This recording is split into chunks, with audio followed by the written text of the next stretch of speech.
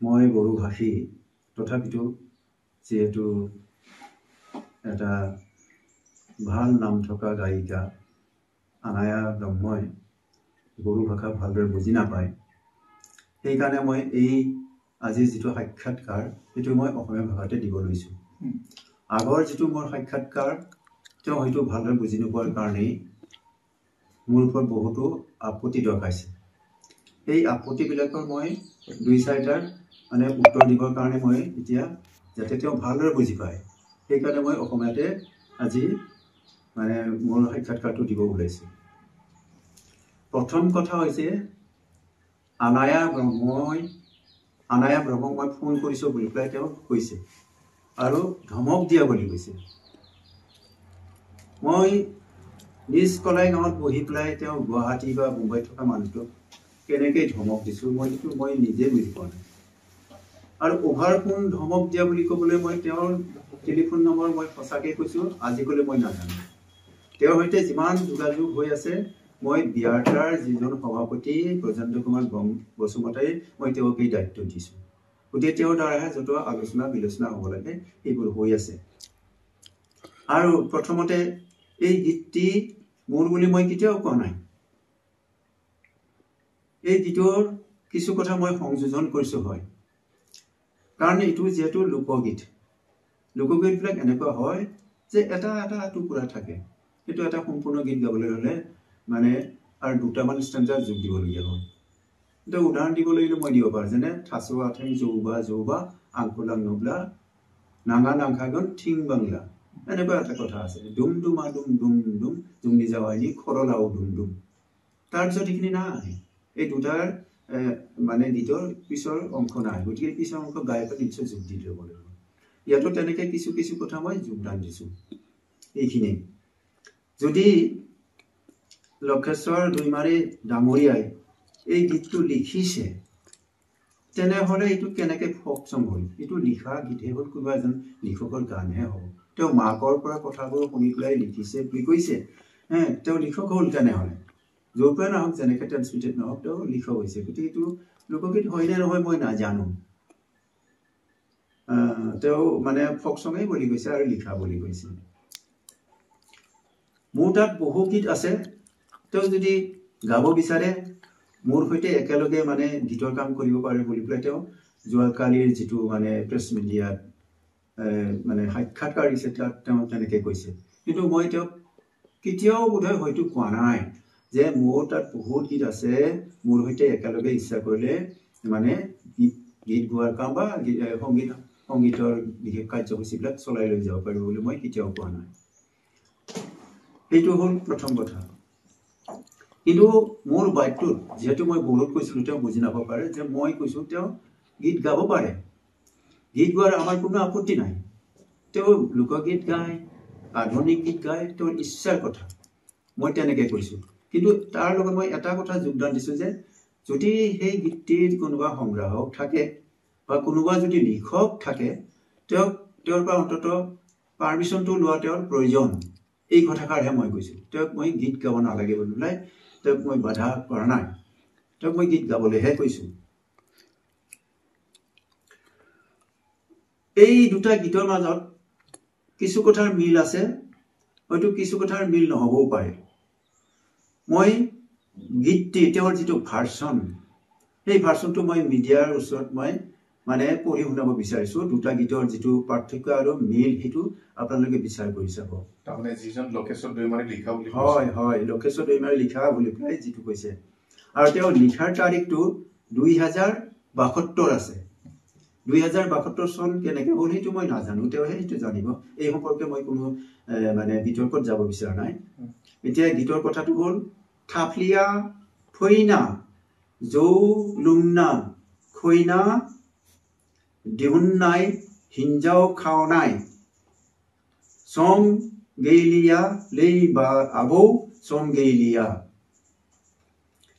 দংফাং সায়াও গাকুনানি খৈনা জমনায়াও ও আবৌ মানজালু অর্নাইখো বাও বাইনামা অমা বেদজং দাওখাক খুবইনাই মোসা মুহুরজন খুমলাই নাই গদনি দিনসু খাংলাবো মুন্নু গেলিয়ালে মুন্নু গেলিয়া सेंग्रा सिख्ला जुलियाव देवी बुराया मन्थु रायनायखौ इफाले आसे जौ फेना खैना दिहुन्नो थांनानै उसुं खनानै उर्सु हैनायखौ ओलेयाबो नुनो मोनलिया याते মানে তেও লিখা বলি কইছে আর হিটু তেও মানে কোনসন লিখা বলি কলে তারিখটো আছে কি 2072 সন এটা 2025 সন চলি আছে আপোনালোকে মিডিয়া বিলাকে ইটু দৰকাৰ হলে ফটো কপি দিব কৰি নিব পাৰে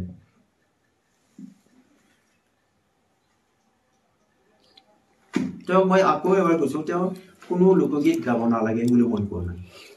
কিন্তু কোনবাই গুয়া এটি লোকগীত কি কৰিব তেও তাত যদি পারমিশন টু রিজার্ভ রাখে সরি রাইট টু যদি রিজার্ভ রাখে সেইটোহে তেও মানে কি ফুটি পুচি লৈ পেলাই গুৱাটো উচিত বুলি কৈছো মই তেনেকৈহে কৈছো কিন্তু মই কেতিয়াও তেও মানে গান গাবলৈ মানা কৰা নাই তেও মোৰ বাইকটো যদি কোনবা আৰু মই এটা কথা মই ক'ব ইচ্ছা নহলেও ক'ব নিবিচাৰিছিলো তথাপিতো মই ইয়াত অলপ উল্লেখ কৰিলে ভাল হ'ব নেকি যেতিয়া তেজাৰ ৰিলিজ হৈছিলে তেতিয়া যিটো ষ্টুডিঅ'ত সাধাৰণতে আমি গানবিলাক কৰোঁ তেওঁ মোক জনাইছিলে বোলে আপোনাৰ বাইদেউ গোৱা গীতৰ এটা এনেকুৱা ওলাইছে তেতিয়া মই ক'লো এইটো দি কি হ'ব মই আচলতে সেইবিলাক ছ'চিয়েল মিডিয়াৰ এই কথাবিলাক মই ভালদৰে নাজানো কাৰণ আমি চাবিটি বা মোবাইল চলাও মানুহ গতিকে এইবিলাক কথা মই বুজি নাপাওঁ বোলে তেওঁ বোলে 19 তাৰিখে এইটো গান মানে তেওঁ ৰিলিজ দিব আৰু তাত লিখা আছিলে আনায়াস ছাপলি বনা বুলি আনায়াৰ মানে ছাপলি বনা মেথাই তেতিয়া মই এটা সমস্যাত পৰিলো এইটো কি হ'ব মই তেতিয়া আমাৰ বড়ো সমাজৰ আটাইতকৈ যিবিলাক টপেষ্ট উচ্চ স্থানৰ অনুষ্ঠান আছে তেওঁলোকলৈ মই অলপ যোগাযোগ কৰিলো বোলে এনেকুৱা এটা হেৰি হৈছে বোলে এইটো এতিয়া মই কি কৰোঁ তেওঁলোকে বিশেষ পৰামৰ্শ দিলে মোক এই পৰামৰ্শ মতেই মই চলি আছো গতিকে মই নিজস্বভাৱে খুব বেছি পৰামৰ্শ লোৱা নাই মানে নিজস্বভাৱে কোনো সিদ্ধান্ত মই লোৱা নাই অলপ আগতে উল্লেখ কৰিছো তেওঁ মই ধমক দিয়া বুলি তেখেতে কৈছে কিন্তু মই ধমক কেনেকৈ দিলো মই সেইটো মই নিজেই বুজি পোৱা নাই কাৰণ সাধাৰণতে মই মানুহক খুব বেছি ধমক নিদিওঁ অলপ মই তেওঁৰ দৰে মানে খুব ফ্লুৱেণ্টলি কথাও ক'ব নোৱাৰো গতিকে মই শান্তশিষ্টভাৱে অলপ লাহে লাহে এই কথা কওঁ গতিকে মোৰ ধমক দিয়াটো মোৰ দেখোন মনত নপৰে আৰু কি বুলি ধমক দিছিলো মই সেইটোও নাজানো আমি এই গীতটো সংৰক্ষণ কৰিছো তেওঁ জানে গতিকে তেওঁ এই গীতটো নি পেলাই এই যিটো আমি সংৰক্ষণৰ কাৰণে যিবিলাক গীত কৰিছো সেইবিলাকত আমি কোনো লাখ লাখ টকা খৰচ কৰিলে তেখেতে যোৱাকালি প্ৰায় 2 লাখ নে কিমান টকা খৰচ হোৱা বুলি এইটো আমি কমাৰ্চিয়েল কৰা নাই আমাৰ উদ্দেশ্যটো মই আগৰ সাক্ষাৎকাৰতে কৈছিল যে এইটো সংৰক্ষণ যাতে তেওঁলোকৰ কিবা ডাটা বা তেওঁলোকৰ গায়কসকলৰ বিষয়ে কেতিয়াবা যদি ভৱিষ্যত আলোচনা কৰিব লাগে তেওঁলোকৰ গীতৰ বা তেওঁলোকৰ ভইচৰ বা তেওঁলোকৰ কথাৰ কিবা যদি আমি শুনিব পাৰোঁ তেতিয়াহ'লে আলোচনাবিলাক ভাল হ'ব সেইটো কাৰণেহে এইটো আমি সংৰক্ষণ কৰিছো বিয়াটা সংৰক্ষণ কৰিছো 4টা কেছেট কৰাইছে তাৰ উদ্দেশ্য কেৱল সংৰক্ষণ যাতে ভৱিষ্যতৰ প্ৰজন্মই এইটো কথা বুজি পায় এটা ভাষাৰ ক্ষেত্ৰত অলপ কুবেৰালী অঞ্চল আৰু আমাৰ এই কালাইগাঁও অঞ্চল কিছু পাৰ্থক্য আছে যেটো ষ্টেণ্ডাৰ্ড ল্যাঙ্গুৱেজত মুজলাই বুলি কয় সেইটো আমি ইয়াত মানজালু বুলি কওঁ এইটো এটা প্ৰতিষ্ঠাৰ মোৰ বিৰাট আশা আছিল এই সম্পৰ্কে মানে স্থানীয় শব্দবিলাক প্ৰতিষ্ঠাৰ কি মোৰ ইচ্ছা সেইটো সম্পৰ্কে কম আৰু যেটো ফাই আমি ইয়াত কওঁ আৰু ষ্টেণ্ডাৰ্ড ফুই বুলি কয় এই শব্দটো মানে তেওঁলোকৰ অঞ্চলত হাই বুলি কয় পিঠিং হাই ইফালে অহা এনেকৈ কয় ঠিক তেনেকৈ আমি ইয়াতে হাসিং বুলি কওঁ তেওঁলোকৰ কুবেলী অঞ্চলত গাউডিং ডিং বুলি কয় যেটো আমাৰ ষ্টেণ্ডাৰ্ড ল্যাঙ্গুৱেজত হাৰসিং বুলি কয় আমি হাচিং বুলি কয় এই অঞ্চলত আৰু তেওঁলোকে গাউডিং ডিং বুলি কয় এনেকুৱা ভাষাৰো কিছু পাৰ্থক্য আছে কিন্তু মূল কথা আছিলে কি আমাৰ এই দৰঙীয়া অঞ্চলত যিবিলাক মানে লোকেল ডায়লগ আছে সেইবিলাক প্ৰতিষ্ঠাৰ কাৰণে মোৰ অতি আগ্ৰহ এটা আছিল সেইকাৰণে আমি দৰং জিলা সাহিত্য সভাই যেতিয়া সাহিত্য সভাৰ সভাপতি দলেশ্বৰ বড়ো জীয়া আছিলে সেই সময়তে তেখেত আছিল সভাপতি আৰু মই আছিলোঁ সেক্ৰেটাৰী ঠিক তেনেকৈ এখন দৰঙী মানে ডায়লগৰ এখন ডিকচনাৰী প্ৰস্তুত কৰা হৈছিল অৱশ্যে দুৰ্ভাগ্যবশতঃ সেইখন ওলোৱাৰ আগতে তেখেতে ঢুকাই থাকিলে সেইখন 2011 চনত ওলাইছিল আৰু তাতেই যিমানবোৰ মানে দৰঙী ৱৰ্ড সেইবিলাক বিভিন্ন ব্যক্তিৰ পৰা মানে তেওঁলোকক কৈ তেওঁলোকৰ পৰা লিখাই আনি পেলাই দৰঙী ডিকচনাৰীখন দৰঙী ভাষা ডিকচনাৰী ওলোৱা হৈছিল আৰু এই সম্পৰ্কে চিমলাত এখন সেমিনাৰ হৈছিলে বহুত দিন আগতে এই সেমিনাৰত মই দৰঙী ৱৰ্ড প্ৰায় মিনিমাম 1000 কি মানে 1,500 মান শব্দ মই বড়ো সাহিত্য সভাত যোগান ধৰিছিলোঁ গতিকে সেই ডিকচনাৰীখনে মানে কৰাৰ মূল উদ্দেশ্যটো আছিল যে দৰঙীয়া শব্দবিলাকক আমি কেনেকৈ ষ্টেণ্ডাৰ্ড শব্দলৈ লৈ যাব পাৰোঁ ষ্টেণ্ডাৰ্ড ভাষাৰ শব্দলৈ লৈ যাব পাৰোঁ এইটো এটা খুব ইণ্টেনশ্যন আছিল আৰু সেইটো কাম মই কৰি আছোঁ মোৰ ডিকচনাৰীখনত বোধহয় 1000তকৈ অধিক মানে দৰঙীয়া শব্দ পাব যিখিনিক মই প্ৰতিষ্ঠা কৰিবৰ কাৰণে উদ্দেশ্যে মোৰ এই শব্দমুখত মই লিখিছোঁ যোৱাকালি তেওঁ দুইমাৰী ঘৰলৈ আহি প্ৰেছ মিট দিওঁতে তেওঁ ক'লেগে মানে দুইমাৰীৰ যিটো লিখা গীত তেওঁ লিখাই বুলি কৈছে যিটো লিখা গীতটো গোৱা বুলি কৈছে কিন্তু সেইটো গীতটো আনায়া বৰ্মনৰ কণ্ঠত বোধহয় নাই এই মই যিটো সংগ্ৰহ কৰিছোঁ সেইটো গীতহে তেওঁ গাইছে গতিকে তেওঁ দুইমাৰীক লৈ পেলাই কিয় প্ৰেছ মিট দিলে মই নাজানো কাৰণ দুইমাৰীৰ গীতটো মই ইতিমধ্যে মাতি শুনালোঁ দুইমাৰীৰ মানে লিখা গীতটোত যিখিনি কথা আছে এইটো গীতটো সেইখিনি কথা নাই তাৰোপৰি মানে কি গোলা দুই চায়াও না যাওঁৰি নাই এই সেন্টেন্সটো মানে আমি শুনি লিখা আৰু তাৰপৰা কিছুমান আৰু বহুত শব্দ অমিল আছে তেওঁলোকে মানে কোনোবাই এই দুটা গীতৰ মাজত মিলাই চালে শব্দবিলাকৰ কি পাৰ্থক্য আছে সেইটো গম পাওঁ গতিকে মোৰ ক'বলগীয়া এই গীতটোৰ মাজত তেওঁ এইখিনি কথাই থাকিল আৰু যদি আনায়া বৰ্মনে যদি তেওঁৰ মাকে যদি এই তাহানিয়ে যদি শুনিছিল তেনেহ'লে এইটো 87ত মানে ৰেডিঅ'ত শুনিছিল বুলি কৈছিল হয়নে নহয় গতিকে আনায়া বৰ্মনে এই গীতকে শুনিছিল বুলি আনায়া ব্ৰহ্মৰ মাকে এইটো গীতকে ৰেডিঅ'ত শুনিছিল বুলি কেনেকৈ কৈছে তেওঁ জানে এইটো মই নাজানো এই ইমান বিতৰ্কত নাজানো গতিকে দুইমাৰী তেখেতে লিখা গানটো ৰেডিঅ'ত গাইছিল বুলি কৈছে আৰু গতিকে তেওঁ দুইমাৰীৰ ভাৰ্চনৰ যিটো গীত সেইটো গাব লাগিছিল কিন্তু মই যিটো সংগ্ৰহ কৰিছোঁ সেইটো গীতহে তেওঁলোকে গালে তাৰপিছত এই লোকগীতবিলাকতো মুখে মুখে চলি অহা বুলি কয় হয় নে নহয় এই গীতটো আচলতে মুখে মুখে চলি অহা এইটো কেনেকৈ মই সংগ্ৰহ কৰিছিলোঁ যেতিয়া আমাৰ মানে খোৱা হয় সেইবিলাকতো আমাৰ কোনো মানে মানুহৰ সহযোগত যদি অনুবাদ কৰি লয় কথাখিনি স্পষ্ট হ'ব আচ্ছা এজনৰ লোকগীত যদি আনে গাব পাৰে তেনেহ'লে তেওঁৰ গীতটিত কিয় মানে ৰাইট ৰিজাৰ্ভ কৰা হৈছে এইটো মোৰ প্ৰশ্ন আমি বিয়াৰতাৰ সদস্যসকলে তেওঁলোকৰ মানে চিন্তাৰ অভাৱ বা জ্ঞানৰ অভাৱৰ কাৰণে হয়তো লোকগীতকো মানে ৰাইট ৰিজাৰ্ভ কৰা হ'ল কিন্তু তেওঁতো ভাল গায়ক নাম কৰা গায়ক বহুত কথা জানে আমাতকৈ তেওঁ মানে কথা কোৱাটো বহুত পাকৈত যোৱাকালি মই যি দেখিলোঁ গতিকে তেওঁ ইমান জনা শুনা ব্যক্তি হৈ পেলাই তেওঁৰ গীতটোত মানে অল ৰাইট কিয় ৰিজাৰ্ভ কৰি ৰাখিছে তেওঁৰ পৰা শুনি আকৌ বেলেগে গাওক তেওঁৰ গীতটো বহুত ভাল হৈছে আমাৰ বিমলা বড়োই গোৱাতকৈ গতিকে সকলোৱে তেওঁৰ গীতটো গাব পাৰিব গতিকে তেওঁ ৰাইট ৰিজাৰ্ভ কিয় কৰিলে যদি লোকগীত সকলোৱে গাব পাৰে সেইটো মোৰ এটা মানে ক'বলগীয়া কথা আছে অন্য হাতেদি তেওঁ কৈছে যে মই আৰু মোৰ মিছেছ আৰু তেখেত মাননীয় দুইমাৰী একে গাঁৱৰ বুলি এইটো তাই সম্পূৰ্ণ মিছা কথা কৈছে 100% মানে ফলছ কথা কৈছে লোকেশ্বৰ দুইমাৰীৰ ঘৰ হ'ল ডমৰুগুটিত মোৰ ঘৰ হ'ল নিষ্পৰে গাঁৱত আৰু দুখন ঠাইৰ মাজত দূৰত্ব 8 পৰা 10 কিলোমিটাৰ অন্য হাতেদি মোৰ মিছেছৰ যদি অৰিজিন ঘৰো ধৰে এতিয়াতো তেওঁ দূৰত্বটো আৰু বাঢ়িছে অৰিজিন ঘৰতকৈ কমেও মানে 3-5 কিলোমিটাৰ দূৰত্ব আছে তেওঁ একে গাঁৱৰ নহয় মোৰ মিছেছো মানে দুইমাৰী গাঁৱৰ হেৰি নহয় একে গাঁৱৰ নহয় তেওঁ কৈছে যে মই যিটো গীত মানে গাবৰ সময়ত লিখি দিছোঁ তেওঁ দুটা মানে শব্দ ভুলকৈ গাইছে তেনেহ'লে মই সেই দুটা শব্দ নিশ্চয় ভুলকৈ লিখি দিছিলোঁ আৰু সেইকাৰণে তেওঁ ভুলকৈ গাইছে কিন্তু সেই দুটা শব্দ কি তেওঁ স্পষ্টকৈ কোৱা নাই চাওক মই প্ৰায় 20 বছৰ গাঁৱে গৈ সংগ্ৰহ কৰি 700 পেজৰ এখন অভিধান মই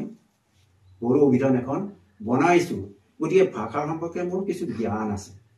গতিকে মই ইমান ভুল শব্দ নিশ্চয় লিখি দিয়া নাছিলোঁ আৰু তাই ভুলকৈ গোৱা নাছিলোঁ তাৰোপৰি তেওঁ ভুলটো দেখুৱাই দিব লাগিছিল কিন্তু আনায়াই কি ভুল গাইছে সেইটো মই স্পষ্টকৈ দেখুৱাই দিব পৰা অৱস্থাত আছোঁ কাৰণ তেওঁ মানে অৰ্জানাই যিটো শব্দ সেইটো হৰজানাই বুলি কৈছে হৰজানাই বুলি ক'লে কোনো মিনিং নোলায় আকৌ আবৌ ঠাইত যেতিয়া আব বুলি কওঁ বাইদেউ বুলি কওঁ তেতিয়াও কোনো অৰ্থ নোলায় এই দুটা তেওঁৰ ভুল হৈছে গতিকে দুটা শব্দৰ মাজত যথেষ্ট পাৰ্থক্য দেখা গৈছে মানে যিটো শব্দ হ'ব লাগে সেইটো শব্দ হোৱা নাই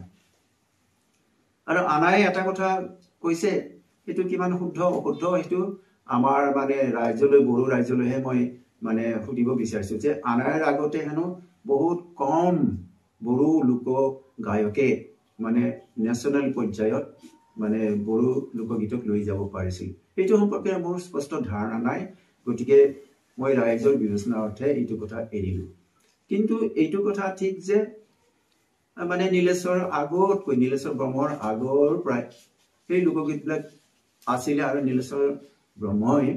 এই লোকগীতৰ ভিত্তিতে তেওঁ এটা নতুন ধাৰণাৰ সৃষ্টি কৰিছে যিটো চেমি মডাৰ্ণ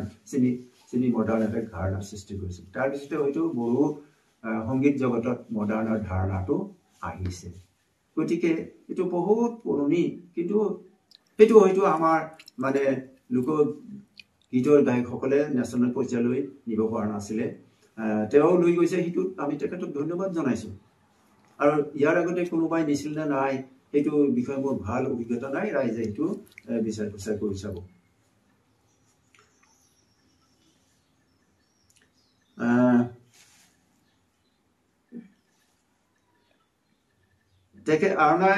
আনায়া ব্ৰহ্মই আৰু এটা কথা উল্লেখ কৰিছে যে তেওঁৰ